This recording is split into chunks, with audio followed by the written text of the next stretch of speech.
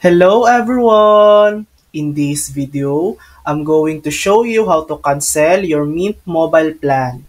First, log into your Mint mobile account, go to the official Mint mobile website and sign in. Go to your account settings.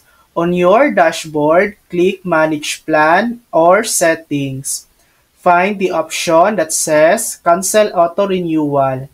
If you're on auto renewal, disable it to stop future charges. Contact Mint Mobile's customer support. You can call their official customer service number or use the online chat. Tell them you want to cancel your plan. Confirm the cancellation. Follow any additional steps. Mint Mobile may require to fully deactivate your service. And that's it.